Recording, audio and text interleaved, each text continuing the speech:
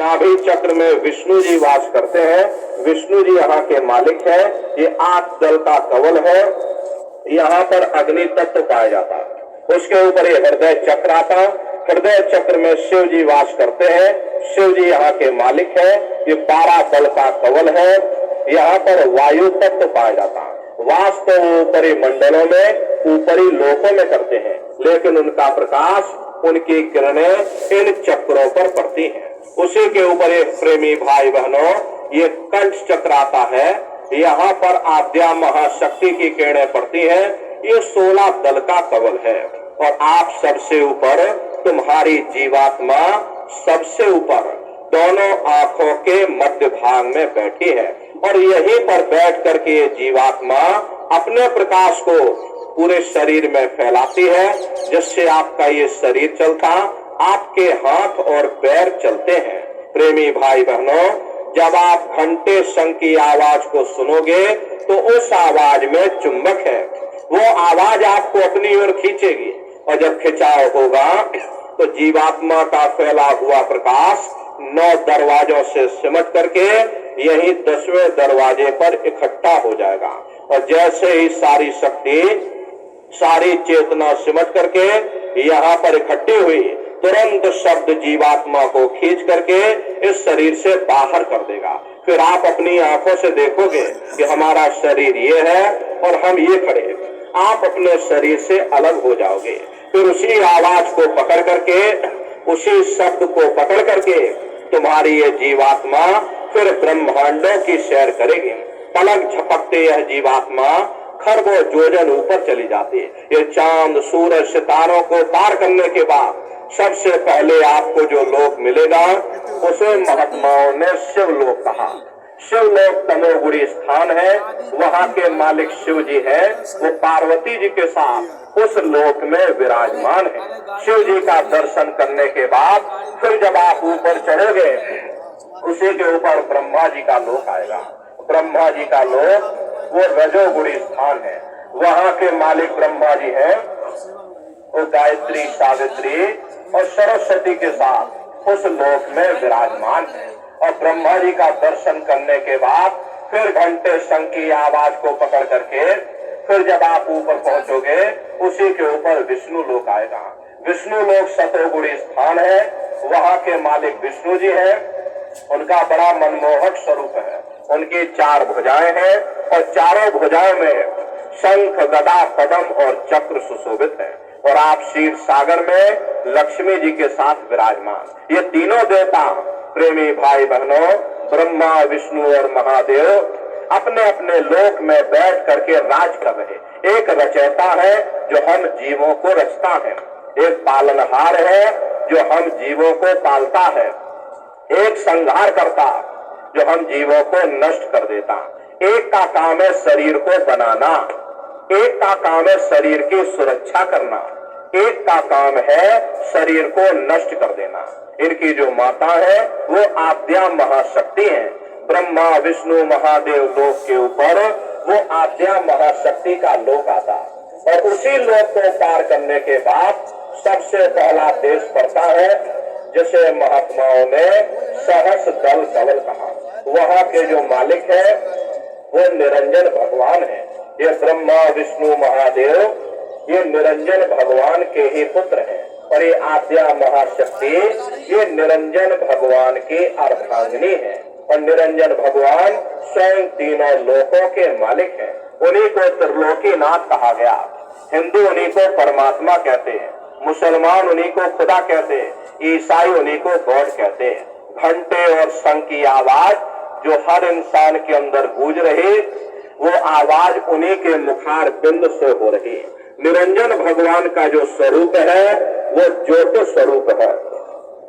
1000 बाती की अखंड ज्योति वहां पर बराबर जल रही है। हम लोग यहाँ पर नकल करते हैं, बाहर मंदिरों में देखो ज्योत जलाते हैं। इस ज्योति में तेल की जरूरत पड़ती है, बाती की जरूरत पड़ती है, लेकिन वो अखंड ज्योति वहां पर ऐसी जल रही जिसमें ना तेल की जरूरत है और ना बाती की जरूरत है।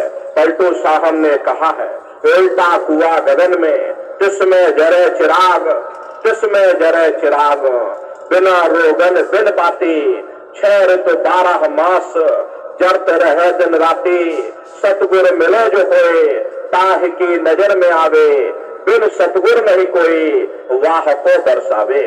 वो अखंड ज्योति ऐसी है जिससे पूरा ब्रह्मांड प्रकाशवान हो रहा।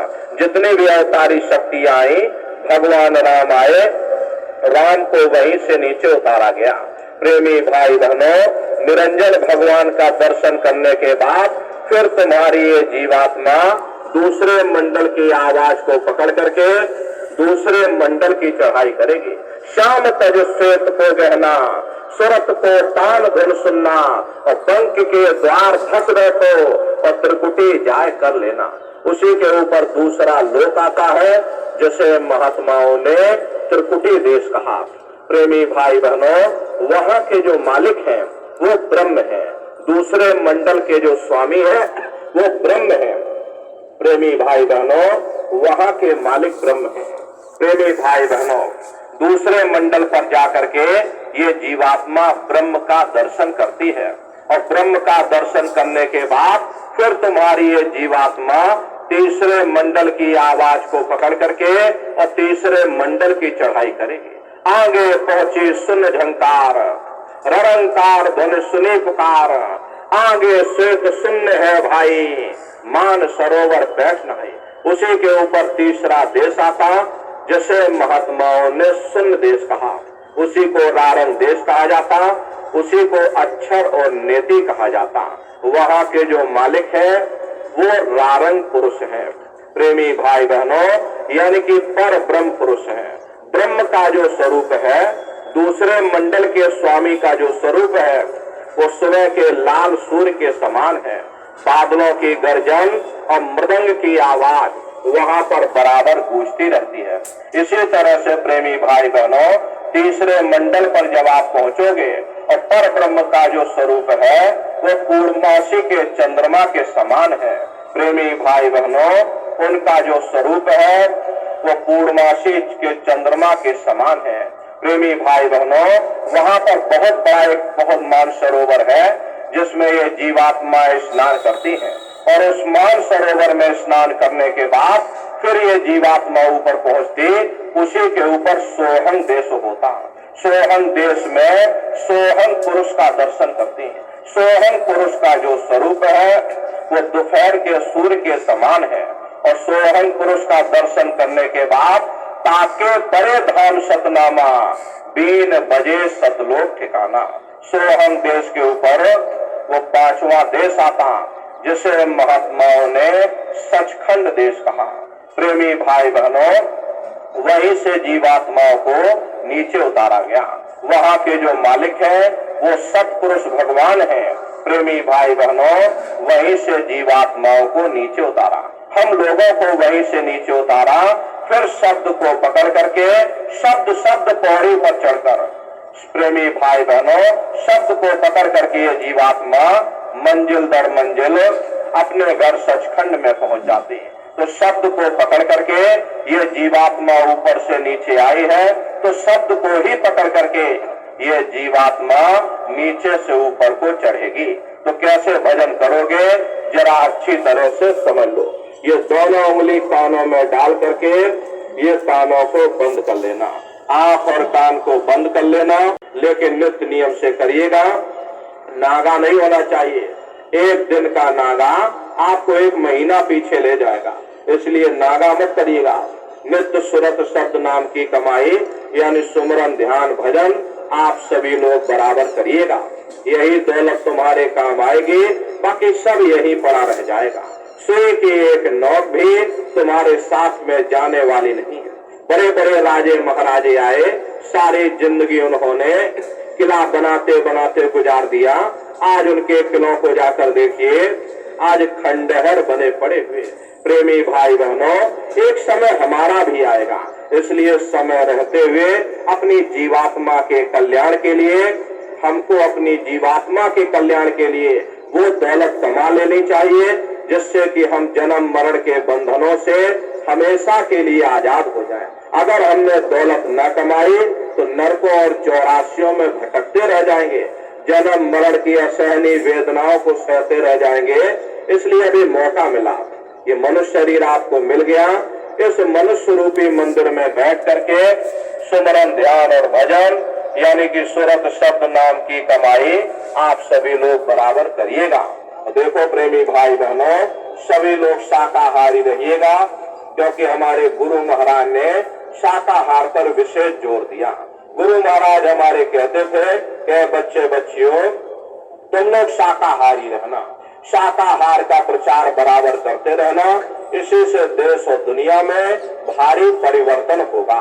प्रेमी भाई बहनों, परिवर्तन कोई कानून बनाने से नहीं होता, परिवर्तन कोई आंदोलन या तोड़फोड़ करने से नहीं होता।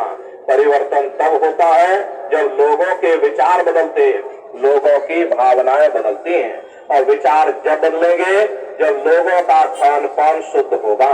देसी कहावत है, जैसा खाए अन्न वैसा होए मन।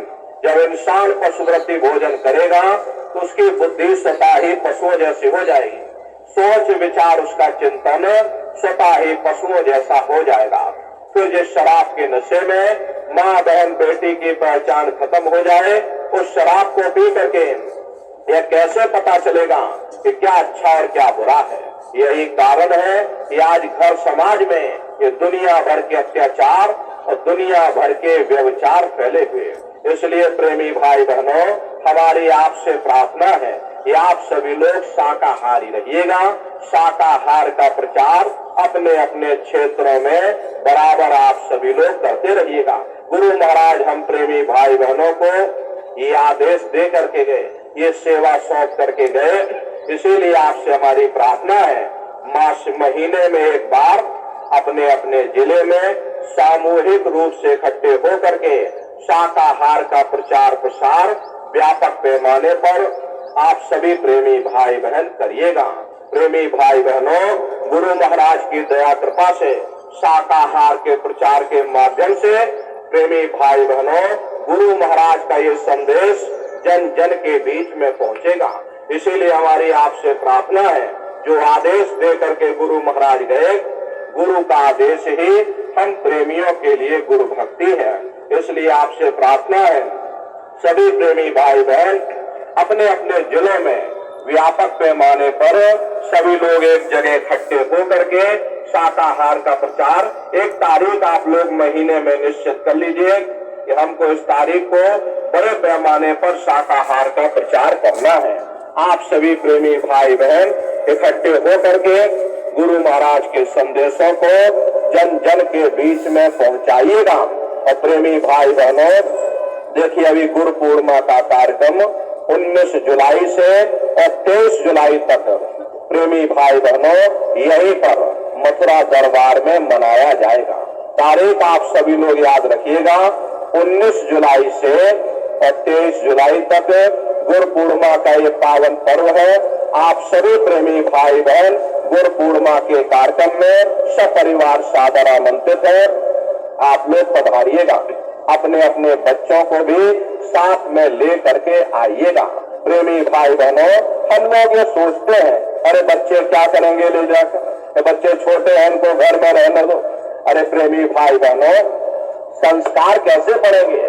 संस्कार जब पढ़ेंगे जब हम अपने अपने बच्चों को अपने साथ दरबार में लेकर के आएंगे, अपने साथ सत्संग में बैठाएंगे। सत्संग के माध्यम से उनके हृदय में परिवर्तन होगा, विचारों में परिवर्तन होगा। इसलिए अपने अपने बच्चों को भी साथ में ले करके आया करो। तो देखिए गुरु पूर्णिमा का कार्यक्रम है, तारीख आप सभी लोग याद करिएगा, 19 जुलाई से और 23 जुलाई तक गुरु पूर्णिमा का ये महापावन पुनीत पर्व होगा। आप सभी प्रेमी भाई बहन गुरु पूर्णिमा के पावन पर्व पर सपरिवार सादर आमंत्रित है। आप लोग पधारिएगा। गुरु महाराज के इस पावन पुनीत भंडारे के शुभ अवसर पर हम परम पूज्य स्वामी जी महाराज के श्री चरणों में यही अरदास, यही कामना करते हैं कि हे मालिक, हम सभी प्रेमी भाई बहनों को अपनी पनाह में बनाए रखना, अपने चरणों में लगाए रखना। हम सभी प्रेमी भाई बहन अपने दरबार से जुड़े रहे। प्रेमी भाई बहनों, ये हम प्रेमियों का दरबार है, हम प्रेमियों का गुरुद्वारा है। इसीलिए आप प्रेमी भाई बहनों, आपसे भी हमारी प्रार्थना है, बराबर दरबार में आप लोग आते जाते रहिएगा। यहाँ की मिट्टी को अरे अपने माथे से लगाइए, ये पावन मिट्टी है, इससे आपके पाप नष्ट होंगे। देखो गुरु महाराज सत्संग में कहानी सुनाते थे कि शंकर भगवान और पार्वती जी चले जा रहे, चलते चलते शंकर जी ने जमीन पर लेट करके दंडवत प्रणाम किया। पार्वती जी ने पूछा कि भगवान ये बताइए, यहाँ ना कोई पेड़ है, ना पशु है, ना कोई पंछी है, अरे आप किसको प्रणाम कर रहे हैं? तब शंकर जी ने उत्तर दिया कि पार्वती आप भूमि की और क्या कहो वर्णन भाग्य, और 10,000 वर्ष पूर्व संत रहे यही जाग। क्या पार्वती, इस जमीन के बहुत बड़े भाग्य हैं। आज से 10,000 वर्ष पहले एक संत महात्मा इस जमीन पर आकर सत्संग कर गए थे। ये जमीन बहुत पवित्र है, मैं जमीन को प्रणाम कर रहा हूँ। अरे आज हमारे गुरु महाराज 50 वर्ष यहाँ के कण कण में उनके चरण पड़े हुए।